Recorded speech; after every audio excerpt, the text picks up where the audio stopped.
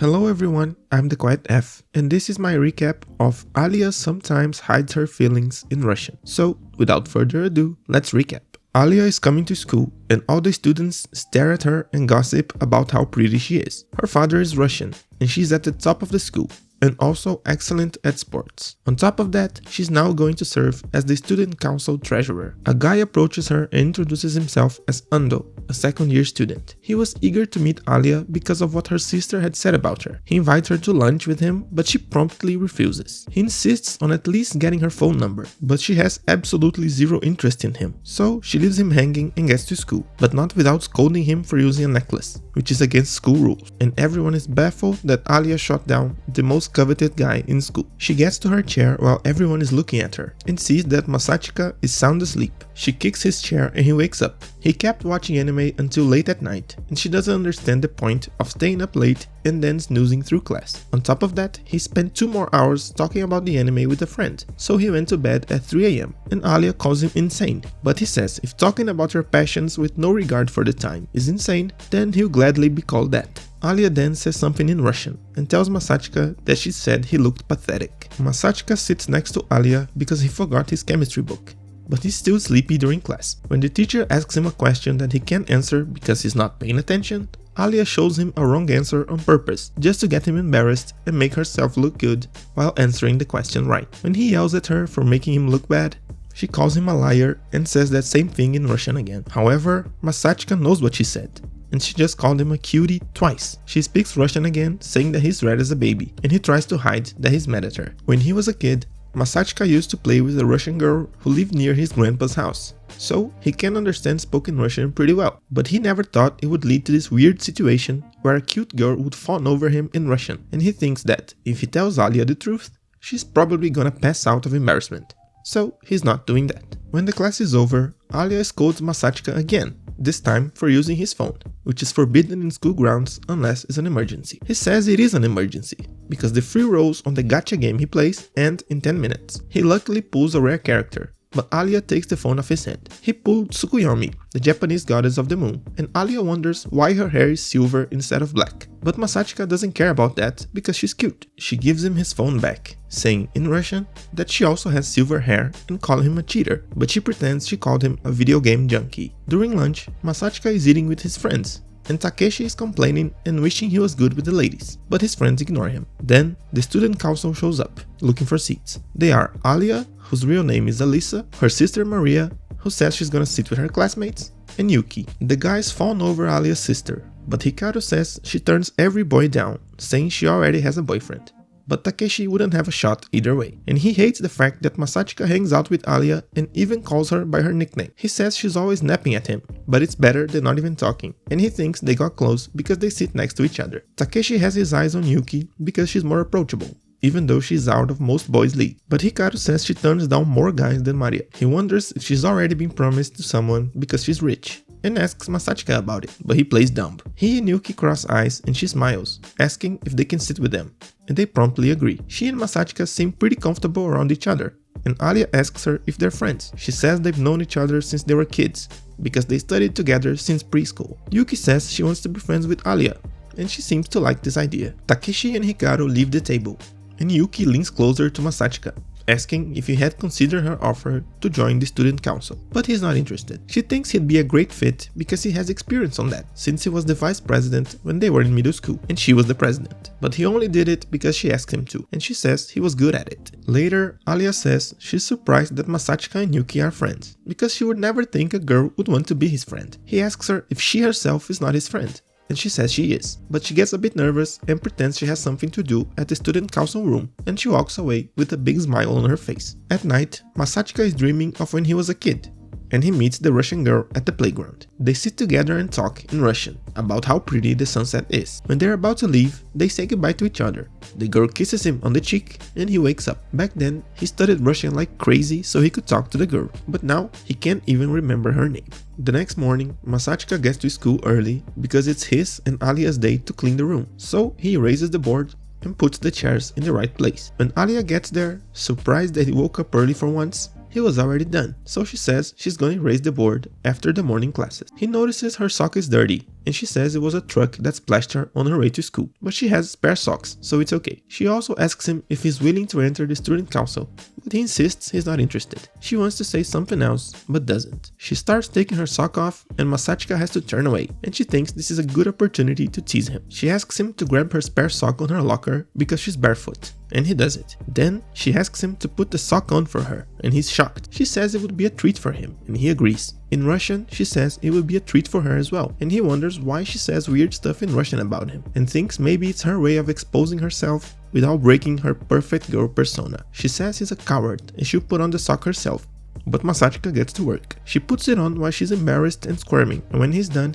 he accidentally touches her inner thigh. She gets startled and kicks him right on his chin, sending him flying and giving him a short glimpse of her underwear. Then she runs away. Later, Masachika texts his sister saying that he might have a thing for legs, and she agrees that legs are great, but he's upset that Alya is still not talking to him and tries to make things right after class. He asks her to forgive him and she says it's fine, apologizing for kicking him. She gets close to see if he's fine, but he gets embarrassed and says that, if anything, he should thank her for giving him a peek into the promised land. She gets really embarrassed about it, and instead of apologizing, Masachika thanks her again. So Alya punches him, cursing in Russian, and runs away. He runs after her, apologizing, but she doesn't stop. They run for 10 minutes until they can't walk anymore, and Masachika can finally apologize to her. She says she is also to blame, and he offers a can of H0t porridge as a peace offering, because he knows she loves it, and she tries to pretend she's not happy about it. In Russian, she asks if he wants a sip. He sees this as an opportunity for an indirect kiss, but he's too coward to go for it, and she still thinks he doesn't understand anything she says in Russian. Masachika goes to the storage room, and Yuki is waiting for him in there. When he asks what that's about, Yuki wants to hear some pleasantries first. So they start talking like two silly kids, until Alya shows up, apologizing for being a third wheel, and Masachika realizes that Yuki set him up. Yuki wants him to help them sort everything out in there. He picks up a stack of board games and cards, and she says they play them at the school festival, and also during the last student council get-together, where she won every game. Alya asks them to stop talking and get to work, and in Russian, she asks Masachika to give her attention and come to her. He gets embarrassed, and she smiles slightly, thinking that she's throwing herself at him and he has no idea. After they finish, the student council president Kenzaki shows up, congratulating them for how fast they worked. He's heard about how talented Masachika was, and Masachika can feel an aura around him, and he understands why he's the superstar president. He says goodbye, but Kenzaki stops him and offers to pay dinner as retribution for his hard work. Yuki says he won't have dinner ready at home anyway, so he should accept the invitation, and Kenzaki doesn't understand why she knows so much about him, and she says they go way back. So Kenzaki invites all three of them to dinner. They go to a diner, and Kenzaki is still impressed with how fast they finish their work. Yuki says Masachika is great at physical labor and paperwork, and Kenzaki says it's not often she goes out of her way to praise someone. He asks Masachika if he's interested in joining the student council, but he says he had enough of it in middle school. It certainly is a lot of work, but Kenzaki says it would help a lot on his recommendation, but he's still not interested. Yuki asks him to run for council president with her again, but he says she won't need help because she's guaranteed to win. Kenzaki argues that he's wrong, because she's going to face fierce competition next year, including Alya herself, and both girls stare at each other with fire in their eyes. When they leave, Kenzaki and Yuki go one way, and Masachika walks with Alya, even though she says he didn't have to. He asks her if she's really going to run for president next year, and she confirms it. Then she says goodbye to him and goes home. When Masachika gets home, he sees another pair of shoes in there. He goes to the living room, and Yuki is lying right on his couch, reading a suspicious manga. She asks him if he walked Alya home, and he replies by asking her why she's there, and she says she's spending the night. She's pissed at the manga she's reading because it's obvious that the guy is the heroine's older brother, and Masachika says she's one to talk because she pretends to be his childhood friend at school. She replies that childhood friends are someone you get along with growing up, and that includes siblings. And that's when we learn that Yuki is actually Masachika's younger sister. She gets startled when the characters of the manga start kissing,